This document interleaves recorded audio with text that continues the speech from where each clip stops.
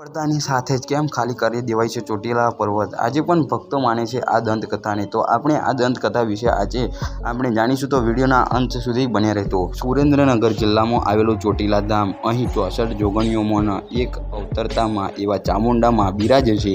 1173 ફૂટની ઊંચાઈ પર બિરાજતા ચામુંડામાં એ હિન્દુઓના કુળદેવી છે. પૂનમના દિવસે અહીં પગ મૂકવાની પણ જગ્યા નથી હોતી. આખા ગુજરાતમાં ક્યાંથી લોકો માતાજીના દર્શન કરવા માટે ચોટીલા આવે છે. અંદાજિત 1000 જેટલા પગથિયા ચઢીને જઈને ત્યારે માતાજીના દર્શન થાય છે. ડુંગરની ટોચ પર માતાજીનું સ્થાન છે. ત્યારે આજે આપણે જાણીએ કે ચોટીલા મંદિર સાથે જોડાયેલી કેટલીક દંતકથાઓ અને તેને રોચક ઇતિહાસ વિશે.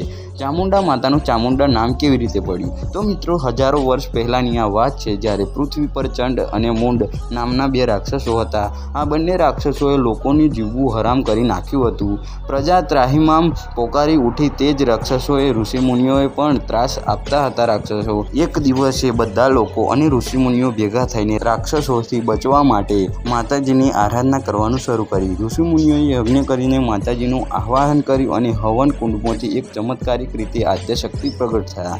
આ મહાશક્તિએ ચંડ અને મુંડ નામના 2 રાક્ષસોનો વધ કર્યો. ત્યારથી મહાશક્તિ ચામુંડા તરીકે ઓળખાય છે. ત્યારથી તેમનું નામ ચામુંડા માતા પડ્યું. શું છે તેની માન્યતા તે પણ આપણે જાણીએ. તો ગુજરાતમાં યાત્રાધામો પૈકી એક પૌરાણિક યાત્રાધામ ચોટીલા ચામુંડા માતાજીનું મંદિર છે. એવું પણ કહેવાય છે કે ચામુંડા એ તાંત્રિકની દેવી પણ છે. પર મેલી વસ્તુનો પ્રયોગ કરીને તમને હેરાન કરતું હોય તો ચામુંડા માતાનું નામ લેવાથી ખરાબ તત્વોનો નાશ થાય છે. વળી એવી પણ માન્યતા છે કે જે સ્ત્રીના વાળ ખૂબ જ ખરતા હોય તો માતાજીને ખોટા ચોટલા ચઢાવવાની માનતા રાખે તો તેના વાળ લાંબા અને ઘટાદાર બની જાય છે. ચોટીલામાં યાત્રાળુઓ દૂર દૂરથી દર્શન કરવા માટે આવે છે.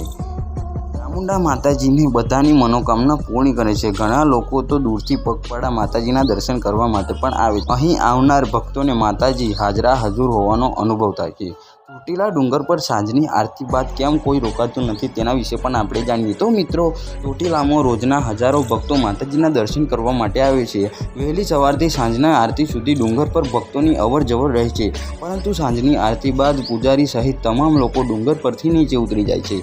મંદિરમાં પૂજારી પણ રોકાતા નથી. માત્ર માતાજીની મૂર્તિ સિવાય કોઈ પણ મનુષ્ય ત્યાં ફરકતું નથી. એની પાછળ લોકોમાં એક એવી માન્યતા છે કે આજના દિવસે પણ કાલ ભૈરવ સાક્ષાત મંદિરની બહાર ચોકી કરે છે, માતાજીની રક્ષા કરે છે.